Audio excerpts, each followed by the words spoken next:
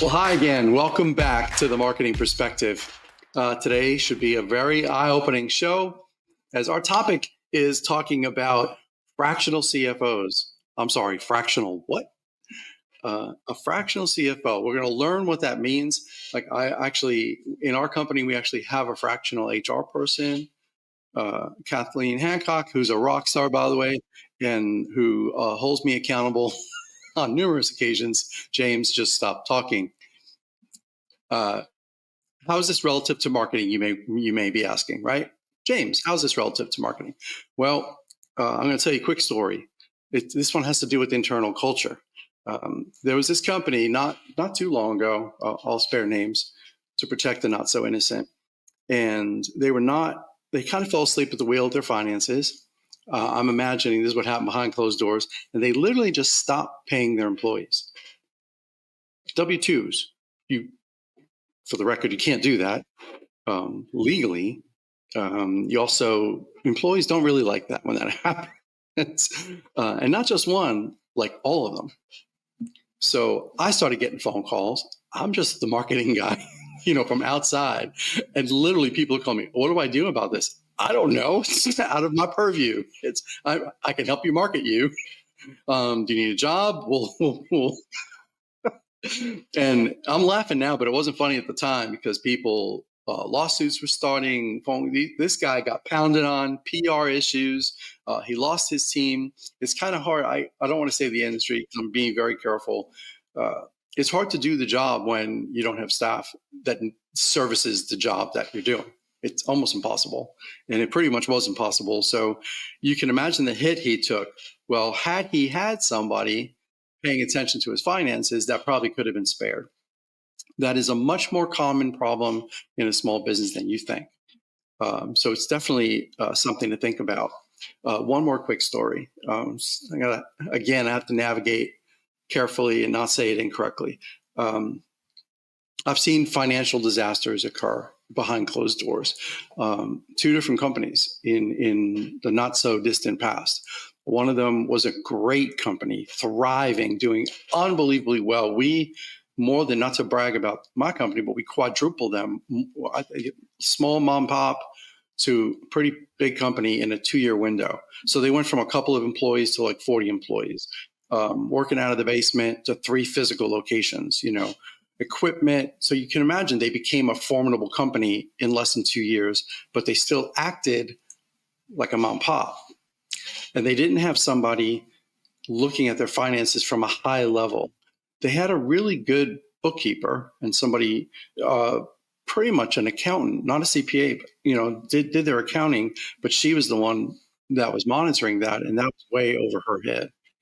And it blew up pretty badly. And the company, in spite of all of our efforts and the PR triaging that we did, because when money got stolen out of the company, you can imagine the pitfall that happens. Borrowing from Peter to pay Paul is magnified by 1,000, and it was horrible. It was a great company with good owners and a good business model. Watching it blow up, totally out of my control because I'm just the marketing guy, right? And another company, to not go into less detail, they said they were debt free. They had signed up to do the marketing, and we had a budget. Everything we do is budgeted, and they signed off on the budget. Oh yeah, we're going to do this, and they didn't have the money. Not only did they not have the money for that, it was a big contractor. They didn't have the money to do the job that they do. So it was again, borrow from Peter to pay Paul. And they had a good business structure. From outside in, they were a good company, but they were a financial disaster. And I found out really quickly. I mean, we parted ways within 3 or 4 months. Literally very first month, money wasn't coming in. And I was like, what is going on here? But I've seen it before. It's kind of like you have that big appetite, or what do they call it? Champagne taste, beer bottle pocket kind of thing. CFOs can help with that. They can. And a lot of people now go back, well, James, that's awesome. I'm a small company, or even mid-sized companies sometimes don't have the cash flow. They just can't build it in to their numbers to hire a CFO on staff. That's what fractional CFOs can do. It's a lot less expensive, and you get the same expertise, sometimes even better, monitoring what you need monitored to not have these disasters happen.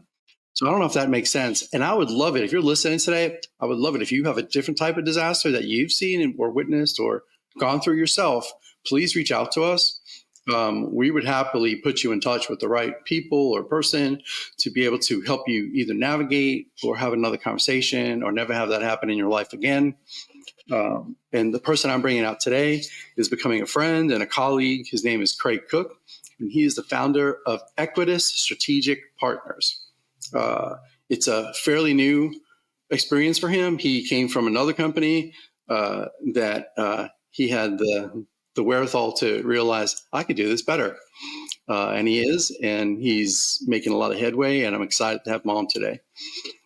He will be much more adept at explaining the importance of the CFO role in a company than I am. Because when we wrap up at the end of I'm going to talk a little bit about marketing, because I wouldn't be me if I didn't.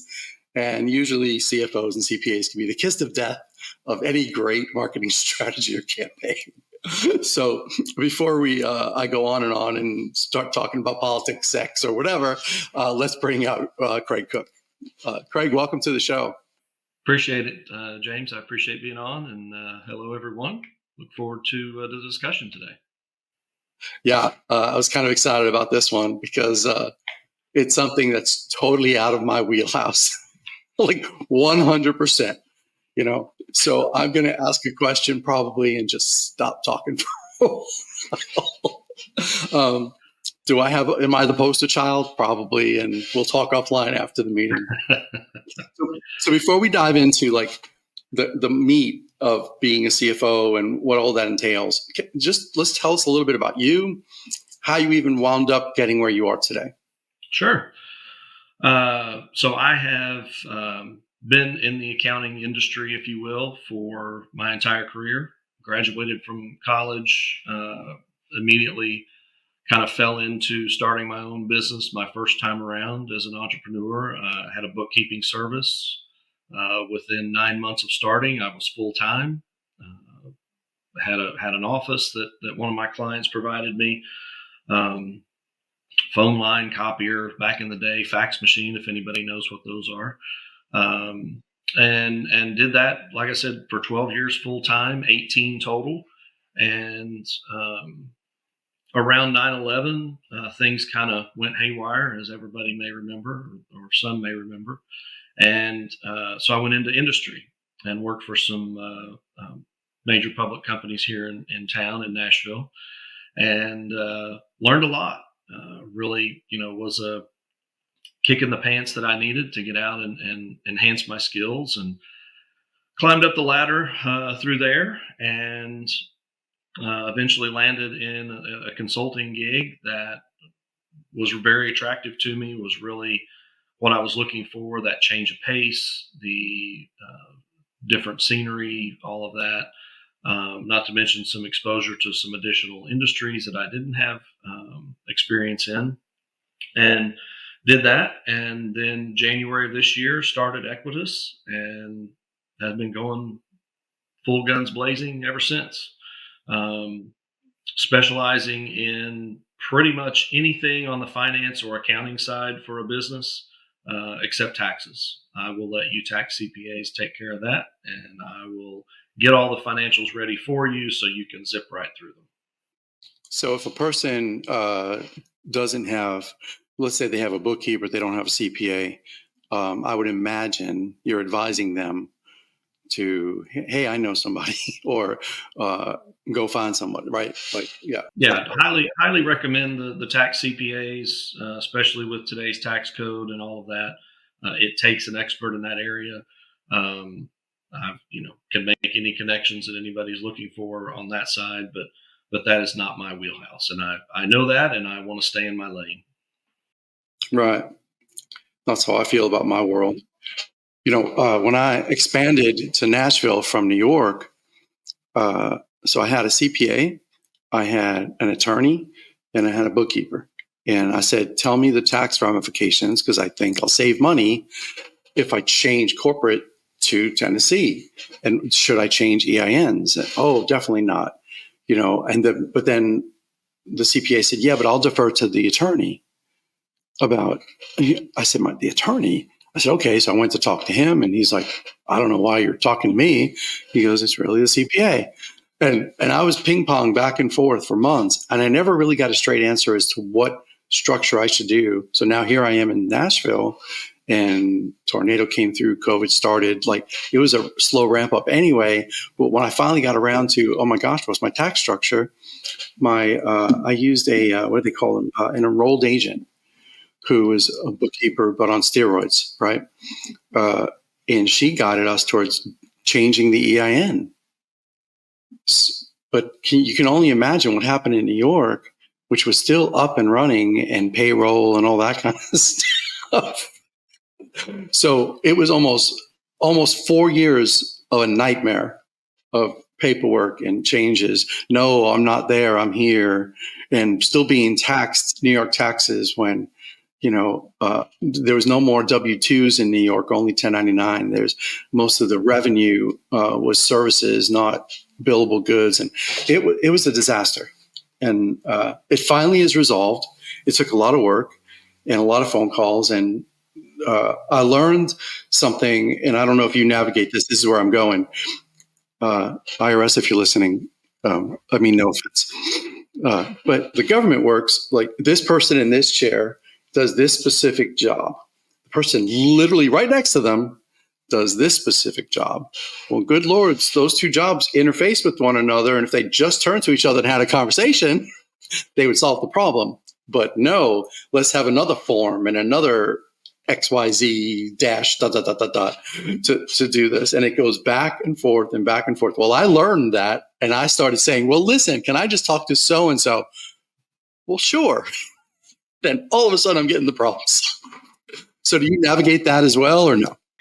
Yeah, absolutely. A lot of times that has come up quite often. And what I always recommend, the client usually doesn't like it, but it's the most efficient and quickest way usually to accomplish it. And that's to get the business owner, the CFO, controller, whatever you want to call them, your tax person, and your business attorney, all around the table, and discuss it all, hash everything out there, and get it all settled within a 2 or 3 hour period. Versus, in your case, getting ping pong back and forth between your tax CPA and your attorney, and then you calling the IRS or them calling the IRS. I mean, if all of this could be hashed out and laid out in person, it's usually more efficient. You do have, 2 or 3 hours of hourly billing people all sitting around the table billing you hourly, but it's usually a quicker process, and everybody knows where everybody stands at the end of the day.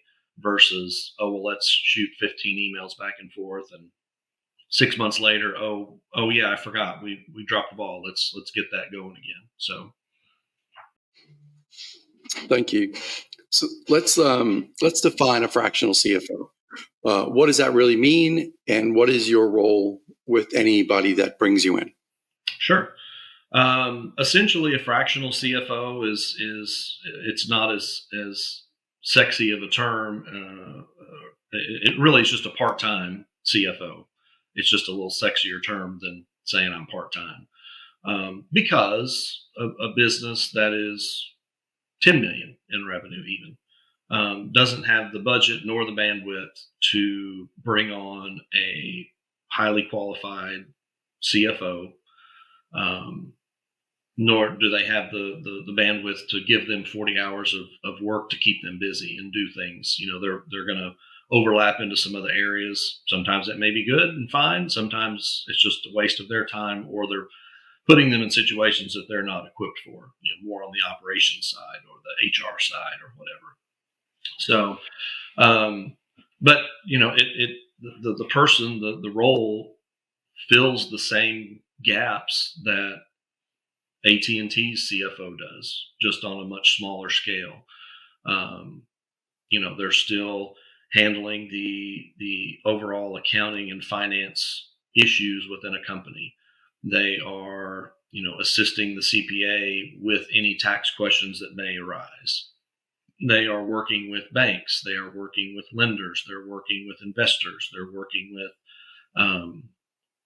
anybody that is involved and has a stake within the financial statements of that company, obviously the business owner as well, and making sure that those financial statements are accurate, timely, and then what I like to mainly describe the CFO's role, especially in a smaller company, is on that strategic side.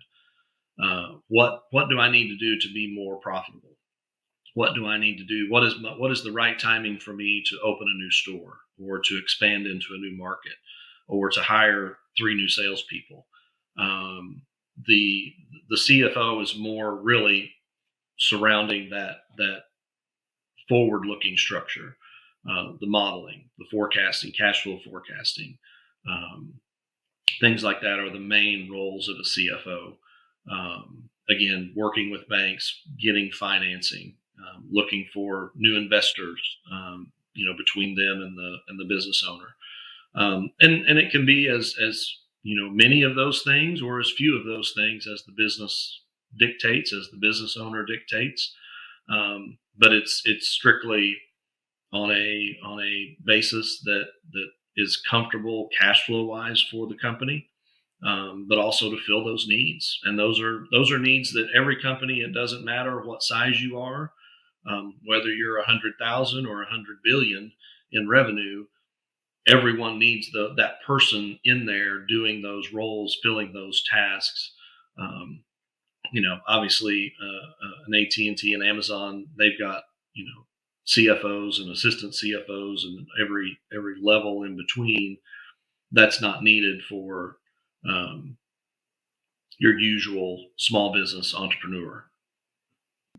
In the beginning of this show, I kind of brought up a couple of horror stories that I've seen and witnessed, and if you caught those, um, can you speak into either one of them and talk of how a CFO could have helped navigate that better and probably spared them the pain and suffering that they went through? Sure. Specifically the example you gave of the company that just stopped paying their employees. Most CFOs that have been a CFO, they usually have some HR background or some HR responsibilities in previous uh, positions, oversight. Not all, but some do. But regardless, they know that you can't just stop paying your employees. You can't just stop paying your payroll tax. All of these things have to keep going, and to have someone in that seat that's worth their salt, that can go to the business owner and say, "Look, you just can't do this. These are serious issues, and just because your cash flow isn't there, you can't just all of a sudden up and decide to stop paying people and expect them to still do their job." Um, a, a, a, One of the most important things that a CFO does, and I learned this in my career, being brought in a situation, and then the CFO not really keeping an eye on cash flow, with a substantial size company, and they were let go. And because I was brought in kind of on their coattails, I was let go as well. So, but the biggest thing that they missed was keeping an eye on cash flow and having a daily, weekly cash flow forecast of, this is where we stand. These are the expenses that we know are going to go out. Your costs are pretty locked in on a regular basis. You know what your payroll is each week, every other week, every month. You know what your rent is. You know what your utilities basically are. You know what your cost of goods are, and depending on the type of business you run. So you really have your costs locked up. You just got to make sure that your inflows are going to be able to match that. And if they aren't, then you got to start looking at cutting and things like that. But that's a CFO worth their salt. That's really where they're going to step in and help the most, especially for a smaller size business, because they're running on such potentially small margins, but they're also not dealing with hundreds of millions of dollars of revenue. They're dealing with a few thousand here, a few thousand there. And that's, catching up your AR, making sure your AR is being paid timely could be the difference between keeping the doors open and keeping the doors closed, or having to tap a line of credit that, hopefully you have the ability to tap. So Good collection agencies help. Yeah. I mean, I'm looking at mine, and we have more outstanding than we've had like in past few years. Like you could just tell it's the state of the economy, what's going on when, it's common. So I have another scenario I didn't talk about yet, and this is probably I see it most often in my world. Uh, because you're talking about cash flow. Well, marketing attests to cash flow. Like a lot of people, well, you may look at advertising market. It's an expense, and you put it in that column. But my world, I look at it as an investment, because if it's not creating cash flow, if it's not because it's the lifeblood of filling the sales funnel and bringing money through the door of any company. So whatever effort you're doing, and this goes for every single person listening. It doesn't matter if you're B2B or B2C. It doesn't make a difference. There's some effort that has to bring business to you. So whatever money you spend or whatever effort, it's got to be tracked, and you have to see that your numbers are going up. Marketing is a pivotal part of success of cash flow. It just belongs there. So from my chair, I see. I look at our effort as so critical to the success of a business or growth of a business on a regular basis, because that's one of the things that we specialize in is growth. But if the money isn't there, something is wrong. And I would openly say, if you're doing something today and you're not seeing your numbers go up, why are you continuing to do exactly the same thing? I would say the same thing to my own clients. I was like, look, here's the data. This isn't working. We need to change gears and do something different. And they're astounded as how blunt and transparent I'll be, because it's about a result, right? And you probably see that even closer than I do because you're behind the veil. yeah, the cash flow of a company is its lifeblood. You ask any business owner what keeps you up at night, cash or lack thereof is going to be your number one answer 99% of the time. Um, and if it's not today, then it will be tomorrow. If there's another issue keeping them up, but yeah, the ability to, I've got a prospect that I'm looking at right now, and he keeps, I keep saying, hey, when you ready to take next steps, when we're ready to get started, and his comment back to me is, right now we're in such growth mode that any new expense I've got has to eventually be a positive cash flow for me. In other words, even, and not just a 1-to-1, but like a 5-to-1. He wants a 5-to-1 return on revenue for any expense that he's bringing in, which mainly is his, a new salesperson or whatever. So, because they're in such growth mode. Now, eventually that's going to slow down, and he's going to have to be in some sustained mode and get financial statements, in there, accurate, so on and so forth. But that, and I totally respect that and understand that. And, I'm standing by at his timing and everything. But, but like I said, that's what he's looking at. And tons of business owners are out there doing the exact same thing. Just really, they're being so successful that they don't have time. Now, my statement back to companies like that, business owners like that, is I respect that. I get it. I know you're overly busy, but a lot of the times when I'm trying to get a sale, get a contract closed, I'm not even really talking about the financial savings that you're going to get. Obviously, I'm a cost. I consider myself a value, but I really consider myself a time value. Because it's the amount of time that you, your wife, Aunt Margaret, whoever's doing your books, that are maybe not as qualified, maybe not as diligent, maybe not as focused, definitely not as fast, doing the day-to-day transactions, knowing what to look for in a monthly review, a quarterly review, a year-over-year review, analytics, how to do those things, and again, nothing against the staff that you've got, but you normally in the businesses and the size of businesses I'm working with, they got started and they scrambled to put some semblance of an accounting system together, and usually with the spouse or themselves. So a business owner that's sitting at home for 2, 3, 4 hours each night, entering all the bills, entering the invoices, sending out things, processing payroll.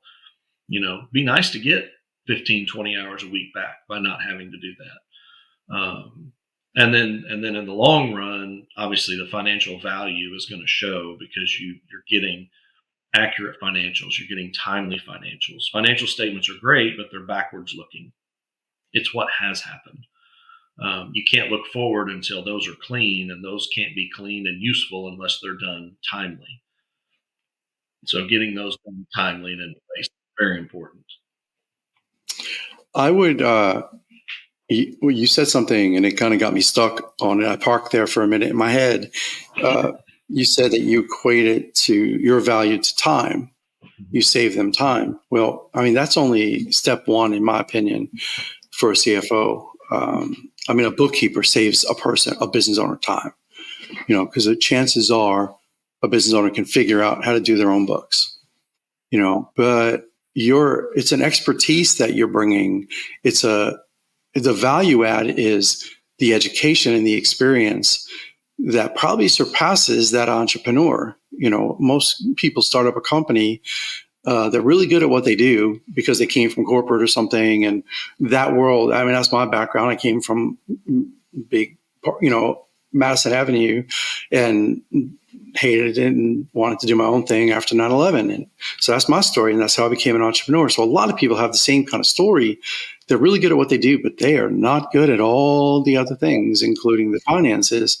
So in my opinion, it's a lot more that you're bringing to the table. It's something that knowledge that they don't know, and expertise that they don't know.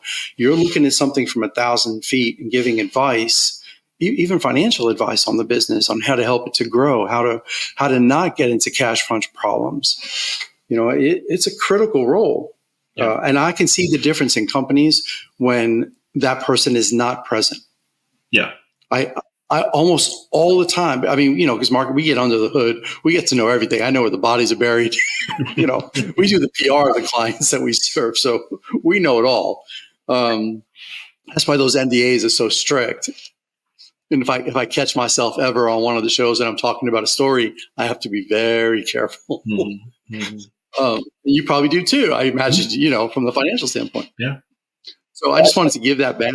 And if you're listening today, I know how Craig is a humble man. I know he is. I just know that chair is much more important than how you described it. I was like, well, that sounds like a bookkeeper. Yeah, and that's true. You're very true, and that's I may have sold myself a little bit short on that side, but everything starts with that foundation of bookkeeping. I can review financial statements all day, but if the information's not in there, I'm only reviewing 10% of the data. Those mean nothing, and I've wasted my time reviewing. So you've got to get that foundation in, and like I said, in and in correctly and in timely. And it's so important. The number of times I've walked into a client and pull open the books and I see 1,200 transactions that need to be categorized going back 9 months. I'm excited because I know I've got a lot of work to do, but I'm like, how in the world have you functioned at all? And I know they look at their daily online, they log in online bank and see what's in there, and they're like, okay, I can make payroll this week and move on and try and get more customers and more business, and I get it. This is my second stint as an entrepreneur. I know you get busy doing the sales, you get busy doing the meetings, the networking, and you lose focus on the management and strategy side of the business, and it's hard to relinquish the day to day and take that time to look forward. And that's where a CFO can really help pull a lot of that data out and then present it to you, and you can look at it, review it, and make decisions in a 2 or 3 hour period versus you doing it yourself, trying to figure out what's a gross margin again, what is and all of these things can be done for you in a much quicker and more succinct presentation that you can then say, okay, I want to do X, Y, Z. Your consultant can say, well, you can do X and Y, and then we got to wait 6 months for Z, provided things continue on the way they are. That makes decision making logical and documented versus from the gut. Some people like to do it from the gut, but if you've got the gut feeling, let's put some numbers behind it and prove it out too. Well, with that said, let's talk about budgeting a little bit and the importance of budgeting. I could tell you from my side of the table, more times than not, if I had $1 for every company I've met and I say, what's your marketing budget? They may have a number in their head, but they don't have an actual budget. So what that tells me, without knowing anything else, is they probably go over budget at times, and then they're overspending and they say marketing doesn't work. I think it works, but there's a process and there's a formula and there's a lot to it when it's done right. And budgets is how you say the books, you have to put the numbers in. So in my world, if I don't have a budget, I literally cannot put a pen to paper. So you see it probably much deeper than just marketing. So talk about it. I see it deeper, but I see it more from a complete package. Obviously, I'm looking at every line item on the P&L and balance sheet. So being in there and I always caveat when I say budgeting to realistic budgeting. Everybody's got a budget in their head. Business owners, they love their business. They think they're great. They most of the time are. I did $1 million last year. I'm doing 10 this year. I just know things are going to explode, right? Okay, well let's take a step back and realistically look and see what makes you think you're going to go 10 times revenue year over year. Normally that does not happen. So realistic budgeting is very important, and it goes hand in hand with the cash flow forecasting that I mentioned earlier. And being able to look at your financial statements and compare it to what you did budget and see, if you've got a realistic, logical, strong budget and your actual numbers are either meeting it or not, that gives you a whole lot more information to dig in and say, okay, why am I not meeting these numbers that we put together in this budget? Could be the economy. Could be that your service line has decreased by 5 services. Your product line, you're over budget now because you've added all these new products that you didn't think you were going to add. And having then explanations for those variances, that's what the big companies do. They dive in and everything is tied to the budget, and they dive in month after month and everything is explained. Okay, you budgeted this, the number's this, why? And the person responsible for that line has to give explanations. So it should be no different in a $2 million revenue budget than it is for a public company. It's just as important, if not more so, because you're dealing with someone's livelihood. You're not just dealing with a month in a public corporation that could release some more stock and get billions in capital influxed into the business to be able to fix that issue. Can't do that with mom and pop.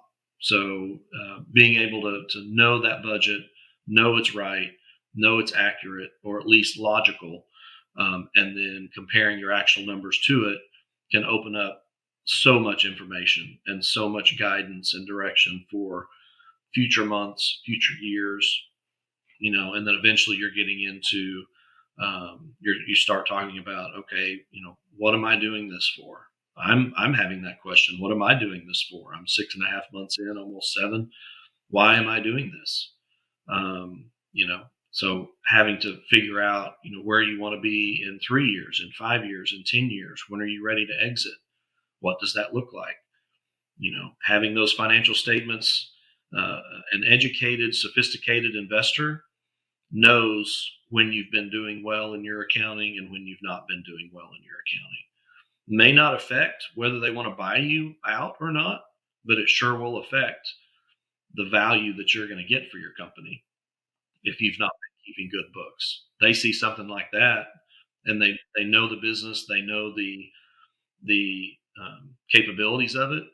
They're licking their chops because they know they're getting it on, potentially pennies on the dollar versus having to pay maybe they're paying a 2 or 3 multiple when if everything was good, tight, tidy, excellent financial statements, excellent history, excellent forecasting.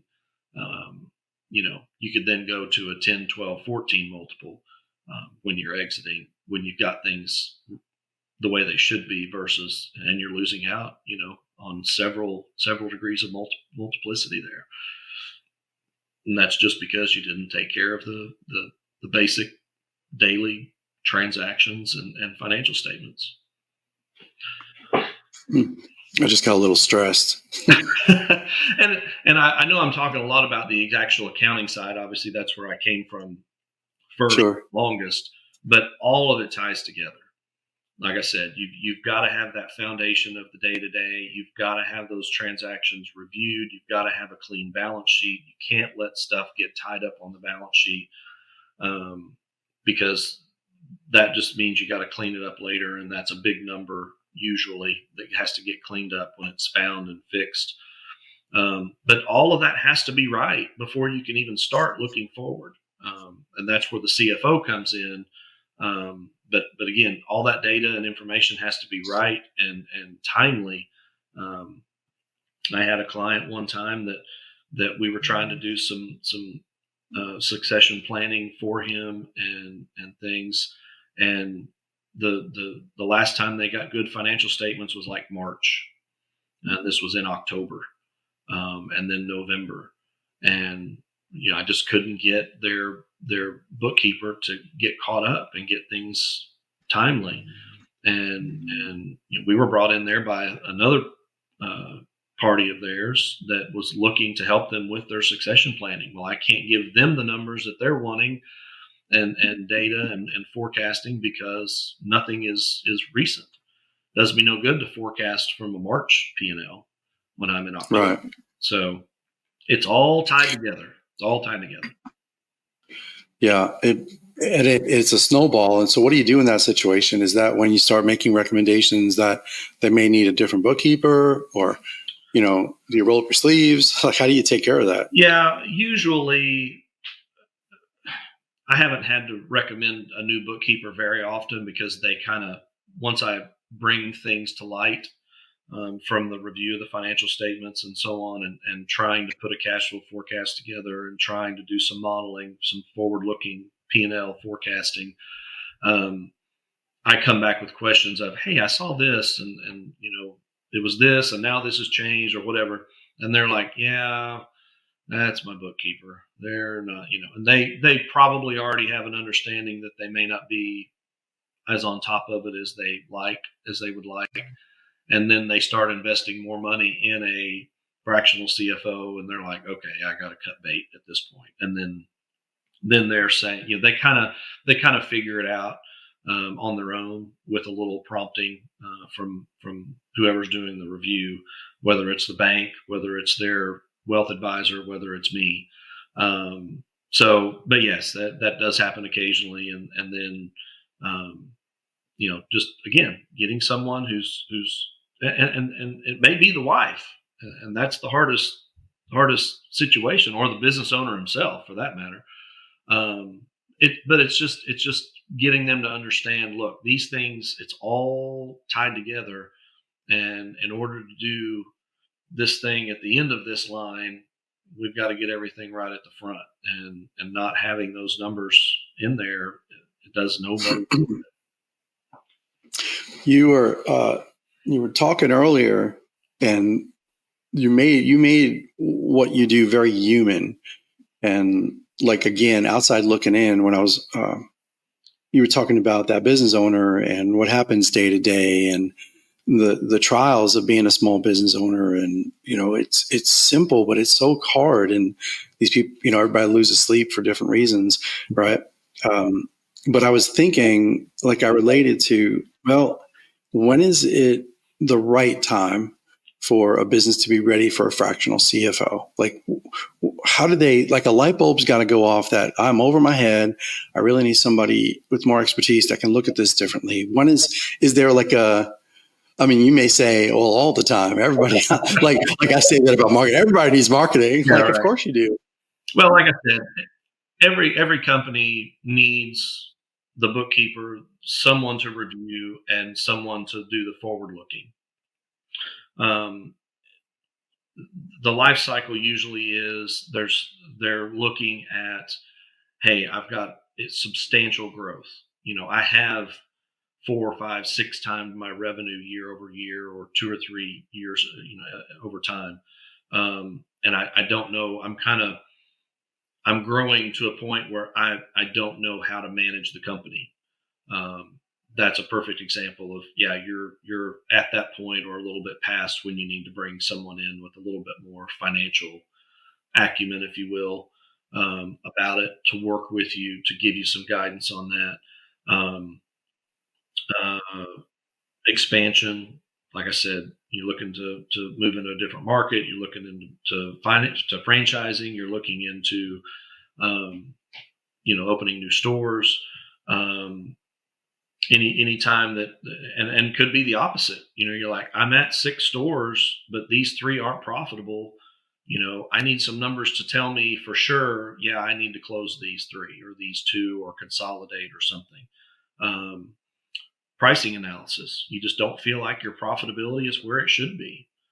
That's when you can bring someone in at that point. And a lot of these things you don't have. When you bring someone in, you're not signing a lifetime contract with this person. um, a lot of times, on the fractional CFO side, sometimes it is an ongoing, especially if they're in rapid growth mode and they need someone just constantly there. A lot of times it's just a project, come in for 2 or 3 weeks for 8 to 10 hours a week, and knock some project out, like a pricing analysis of all your services. You know, what are my costs? What are my true costs? And am I charging enough? Am I paying enough? Are my people utilized enough?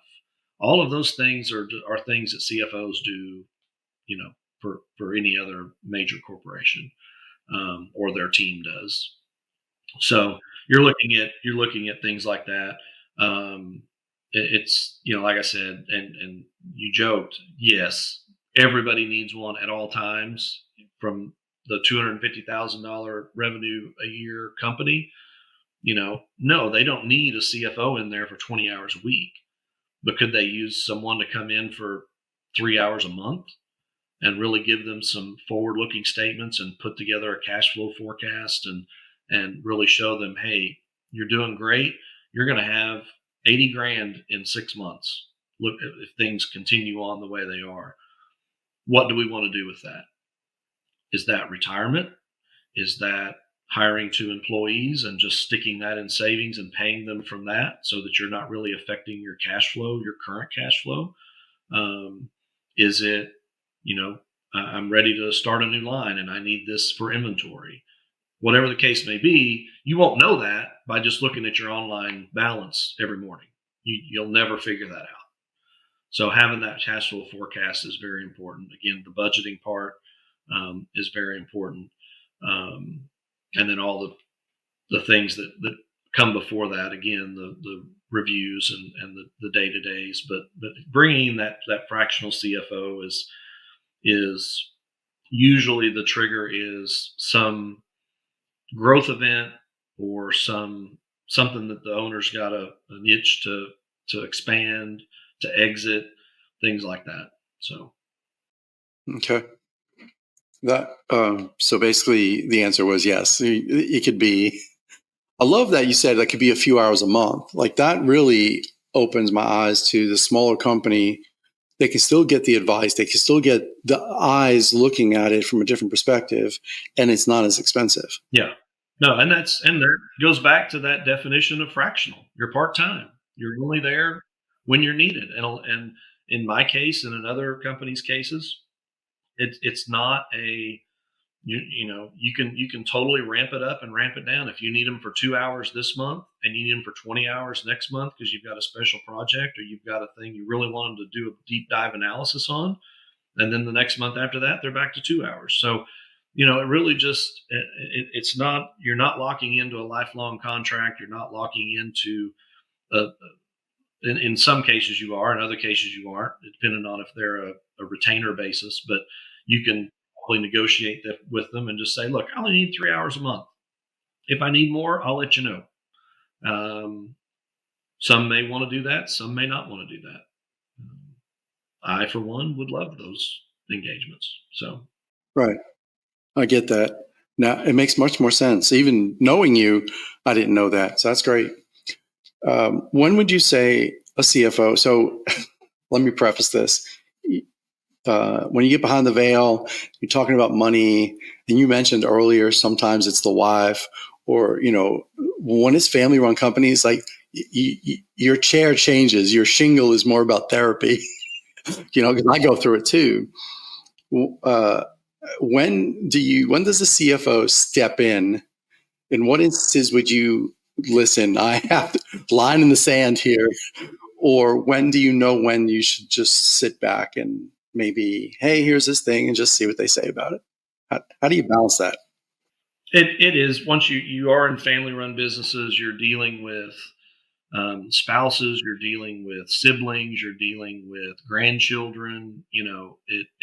It's always very touchy, and you have to be careful. Um, but usually the business owner already kind of has their mind made up. A lot of times, in my experience anyway, they've unless you're just bringing some new revelation to them of, hey, I think your grandson might be stealing some money.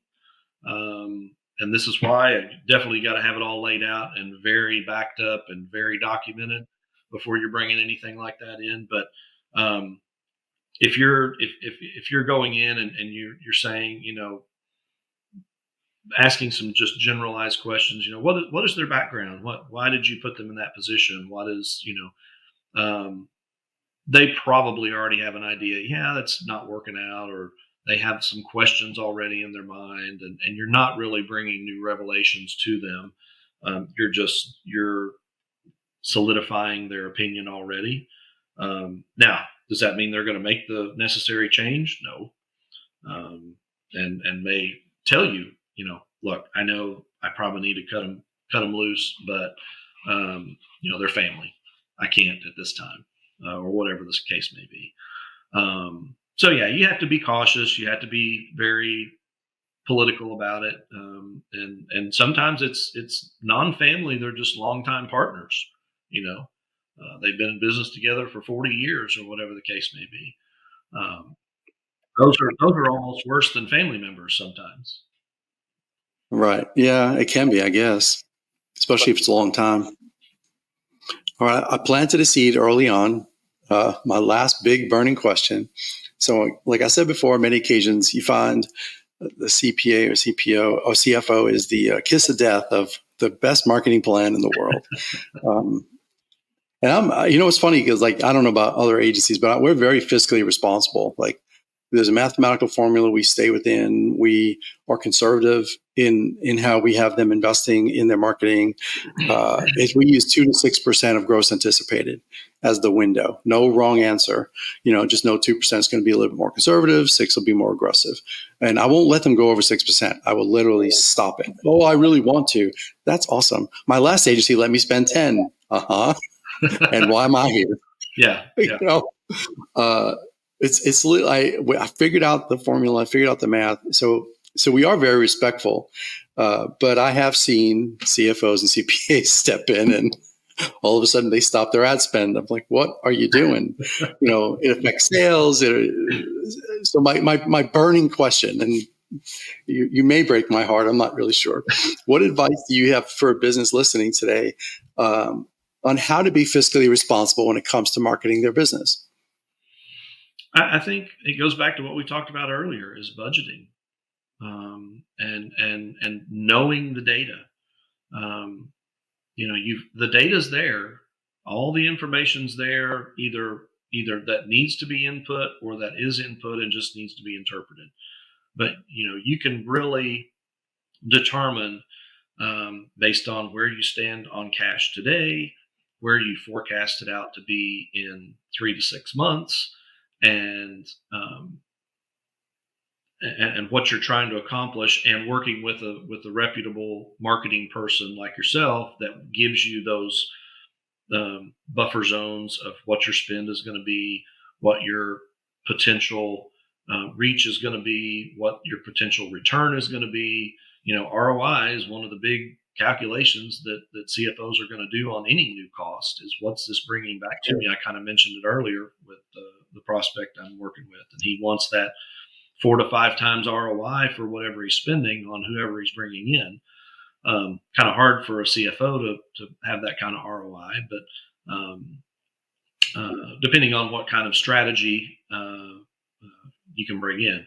But back to your question, that is, dealing with that data, and being a business owner myself, I understand the importance of every aspect of a business. Sometimes a CFO gets so focused on the financials, and that's now a 2% cost that I was not anticipating or hadn't budgeted for. That may kind of hit them broadside and be something that they're not for. But again, it's just analyzing the data that's there. What's your budget? Working with the business owner, and is this something worthwhile? I would say I'm not your typical accountant. I like the marketing side. I like the sales side.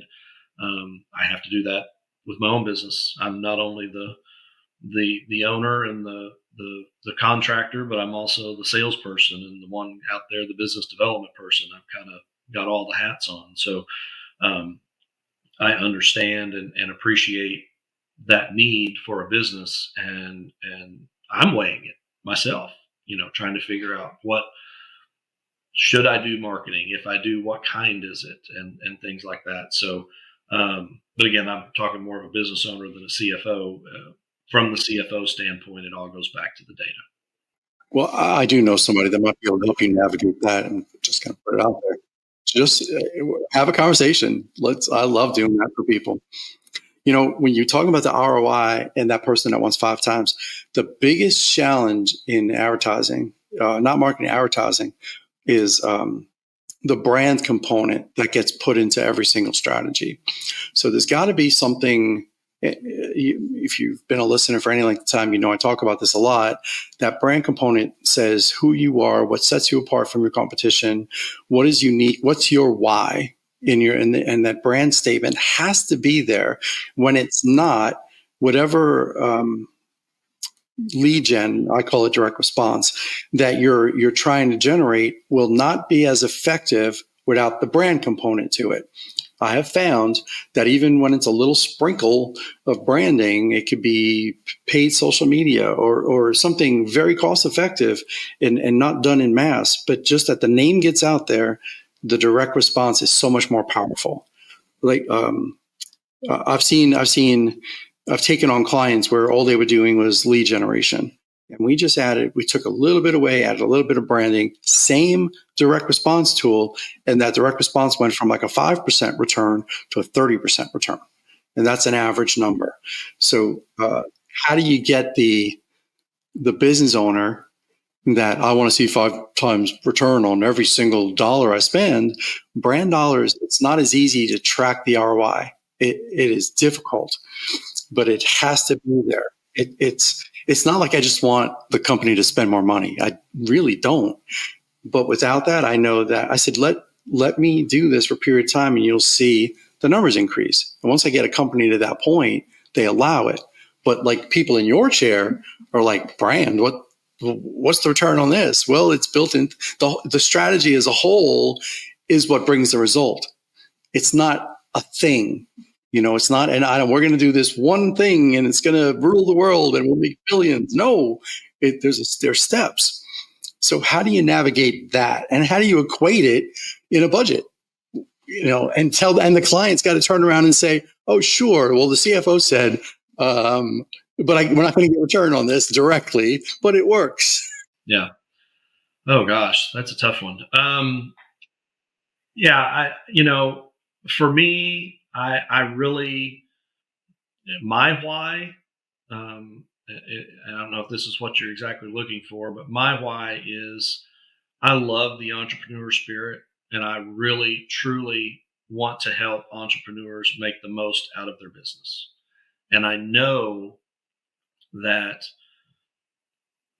I don't know it for a fact, the old adage, most small businesses failed in the first 5 years. I've got to believe that there's a pretty significant percentage. I won't say it's the majority, but a pretty significant percentage of those fail because they fail in the accounting. They don't know what their costs are. They don't know how much they should be charging. They are out there thinking they're making a lot of money when at the end of the day, every time they leave the parking lot to do something, it's at a loss. The old Dave Ramsey adage, it doesn't matter if you lose a penny or a nickel or whatever, and you sell 1,000,000 items, you're still losing a nickel per item. You're still going to have a loss at the end of the day. It doesn't matter. Volume doesn't matter.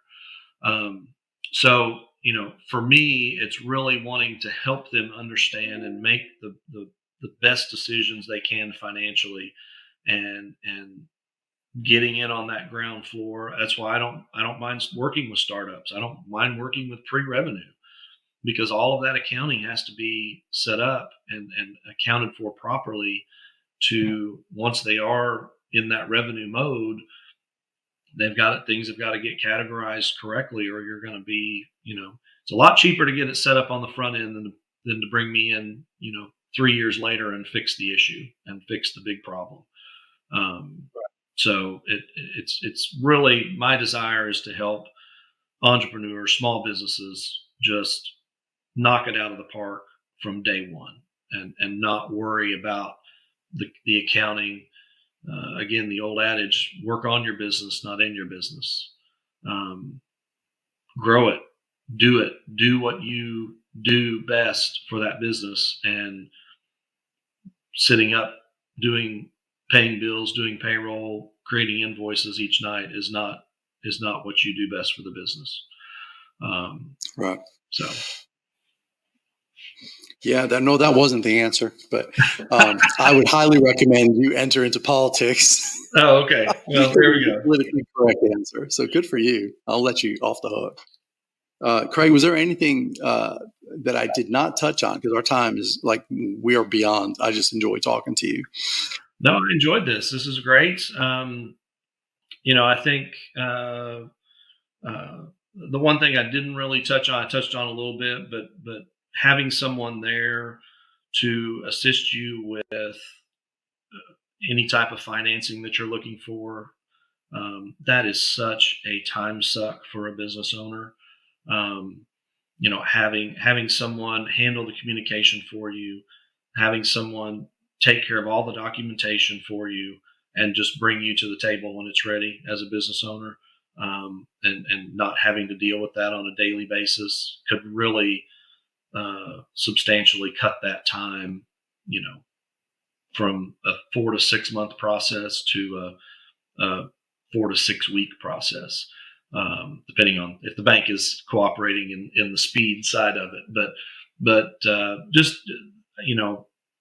with the way the economy is right now, and the way that banks are not lending right now, they're very selective. Having someone in your corner that kind of knows where the banks are coming from, who's lending, who's not, is a huge help. And that's where a CFO can really step in and help and guide that process to completion in a lot quicker time frame. That's good. I think if you're really listening today, everything Craig just said, it's in between the lines of everything we talked about. So it's all there. Craig, we're going to need lunch soon, you and I. Sounds good. I think we can help one another.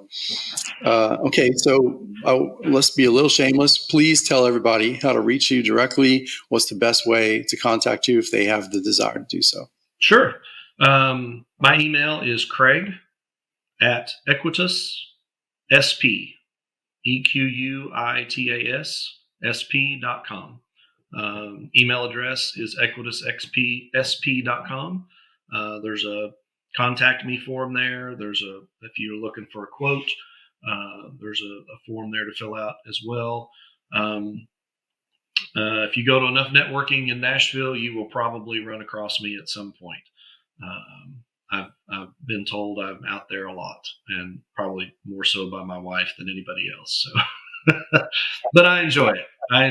It's one of the favorite parts of having this business is being able to meet people and make connections for people, clients, other networking connections, so on. Just I love meeting people and learning what they do, and if there's anything I can do to help them. So that sounds self-serving, but it's not. I truly do like connecting the right people together. So that's probably why we get along. We're very similar in that way.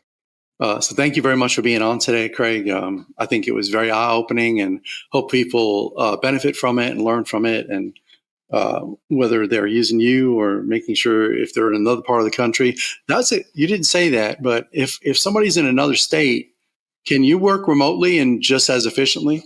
Absolutely. I currently have 4 clients that are not in the Nashville area, and everything is done remotely. So yeah, with the thank you COVID, with all of the capabilities of working remotely,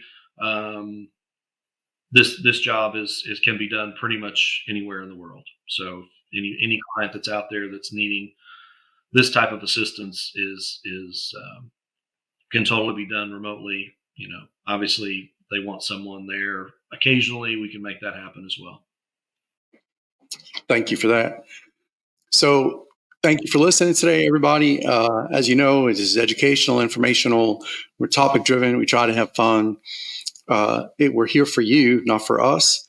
The idea is you learn from it. If you're a business owner, hopefully you take this topic by topic and help to benefit your business. If you have the wherewithal to reach out to Craig, he's somebody I would highly recommend to you. I think there is a need for his service, and he and I are going to be talking offline about a lot of things, I have a feeling. So thank you again today. If please remember to reach out to us. If you have a question and you didn't get an answer on this topic, just email. We put on our podcast, there's multiple ways to reach out. If you're trying to get the question to Craig, he gave you his information directly. If you want to do it through us, we're happy to share that question with him, and we'll get you the answer back, or we'll put you in touch if you'd like. But do that and open the door to, if you like the show, please share it. Please get it out there. We, as business owners, we have to help one another. We have to help each other grow. And if we all have the same mindset as entrepreneurs, we'll all benefit. We're the lifeblood of this country. As much as people think that it's big corporate America, it's not. Do you know that on the last show I just did, we talked about franchises, and franchises accounts for over $800 billion in revenue a year. Like that, and that's franchises. Some of these franchisees are entrepreneurs just like you.